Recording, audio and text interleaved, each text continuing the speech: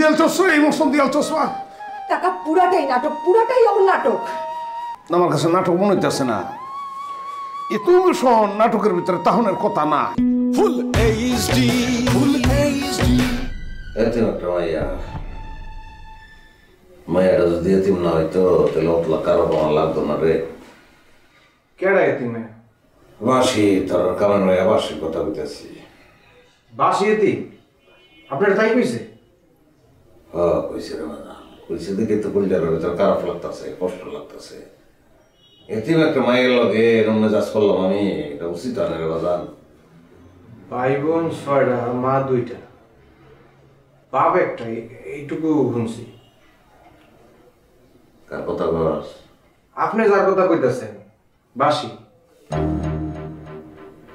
তো অবস্থা করলা কিতা কস তুই? আরে ওই মাইয়ার নাকে মুখে মিছা কথা কয়।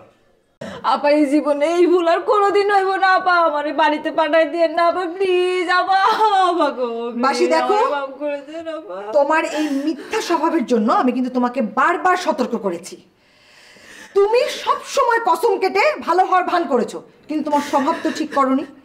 এবার তুমি যা করেছো তারপর তোমার বাবা মাকে খবর দেয়া ছাড়া আমার আর কোনো উপায় নেই। উপায় আছে আপা, অবশ্যই উপায় আছে আপা। আপা আপনি দেখেন, আমি আমার মা বাবার চাইতে আপনাদের বেশি আপন মনে করি। আপনাদের এই বাসারে আমার আপন মনে করি। ছোটবেলা থেকে এই বাসাতে বড় হয়েছি। আপনাদের আপনার এই মাইয়ারে আমি নিজের আপন ছাড়া কোনোদিন দূরের মনে করি নাই। আপা প্লিজ প্লিজ আপা, আমি না জেনে না বুঝে একটা ছোট্ট ভুল করে ফেলেছি। এই ভুলের শাস্তি কি এত বড় আপা? অনেক ছোট্ট একটা ভুল করে ফেলেছি, মাফ করে দেন না আপা প্লিজ। ছোট্ট ভুল করেছো? ওকে সরি আপা, ছোট্ট ভুল না, বড় ভুল। আমি মানলাম আপা, অনেক বড় ভুল করে ফেলেছি, কিন্তু আপা এত বড় ভুলের জন্য আপনি তো ক্ষমা করে দেন, এটা এক চুটকির ব্যাপার। আপা প্লিজ আমার মাফ করে দেন না। ওঠো, ঠিক আছে ওঠো ওঠো, চলো আমার সাথে। চলেন আপা।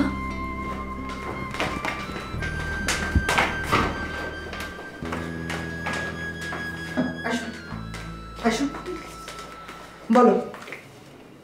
জি বলবো তো, কিন্তু কি বলবো আপা? বলো যে তুমি যা বলেছো সব মিথ্যে, তুমি মিথ্যাচার করেছো এবং এটাই তোমার স্বভাব, এটা বলো। জি আঙ্কেল, আমি সবই মিথ্যা কথা বলেছি। আমার সবই মিথ্যা আঙ্কেল। আমার সত্য, ভাইয়া সত্য, খালি আমি মিথ্যা আঙ্কেল।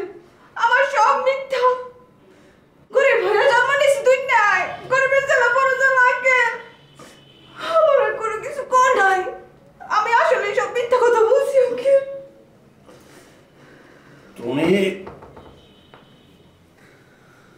তুমি মা গরিব, এটা আমার কাছে কোনো বিষয় না, এটা আমার কাছে কোনো সমস্যাও না। তুমি আমাকে কেন বললা যে তুমি একটি এতিম মেয়ে? তোমার একটা বাপ, 2টা মা, 5টা ভাই বোন, তারপরেও তুমি বললা, এতগুলি মানুষ তাহলে পরেও বললা যে তুমি এতিম। এই বিষয়টা আমার কাছে অত্যন্ত রহস্যজনক মনে হচ্ছে। আমি এতিম, অবশ্যই আমি এতিম, কিন্তু আপনি যে আমার মা করে বলছেন, আপনি যে আমার মা বলে ডাকতেছেন, আমার সঙ্গে মা বলে কথা বলতেছেন, আমার দুনিয়ার মধ্যে যা আছে আমার সব কিছু নাই হয়ে গেছে। বিশ্বাস করেন আব্বা, আমার দুনিয়ার মধ্যে আর কিচ্ছু নাই, খালি আপনি আমার আব্বা আর আমি একটা এতিম ভাইয়া। নাটক, তোমার বাবাকে আমি এখন ফোন দিয়ে আসতে বলবো। আমারে গুলি করে মারে ফেলার, তারপরে আমার মুখে কোনো কথা পারবো না। আমি আর কিচ্ছু বলতাম না, কিছু কমো না। যা শুরু করেছে এই মেয়েটা, একে এই বাড়িতে রাখার কোনো অর্থই হয় না। তুমি ফোন করো, ওর বাসায় ফোন করো, বাবা মাকে ফোন করো। ভাইয়া গো, আমি সেই বাসি, এই বাসি, যেই বাসি এতগুলো দিন ধরে আপনাকে বাসার মধ্যে পড়ে রয়েছি, আপনাকে বাসারে নিজের বাসা মনে করে এতদিন ধরে আপনাকে পাশে রয়েছি। আপনারা তো বলেন আমার বাপ মা আমার আপন হওয়ার কোনো কারণ আছে? কোনো কারণ নাই। ছোটবেলার পর থেকে এই বাড়িতে আপনাকে লগে আছি।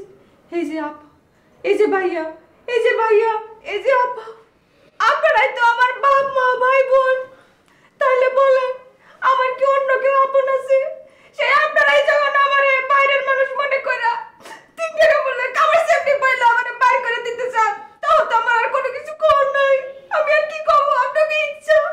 মোশন দিয়াল চশমা, এই মোশন দিয়াল চশমা। টাকা পুরাটাই নাটক, পুরাটাই ওর নাটক। নাটক না, আমার কাছে নাটক মনে হইতেছে না। এ তুমি শোন, নাটকের ভিতরে তাহনের কথা না। আলম হন, এই মাইয়াটার বাইরে হইয়া ধরনের কোনো ধরার নাই, ঘটনা আমার লোকে ঘটছে। আমি বুঝবো এই মাইয়াটা তোরারে আপন মনে করে, বাপা মনে করে। আমার কারণে, আমার লোকে ঘটনা ঘটার কারণে তুই তারে বাইর করে দিবি, তাইলে আমি তো নিজের কাছে অপরাধী। এটা তো সম্ভব না, বের করিস না।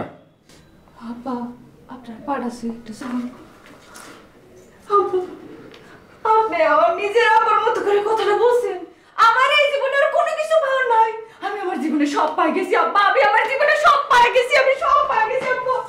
চুপ, মেয়েটা তো দারুণ ভং ধরেছে আলম।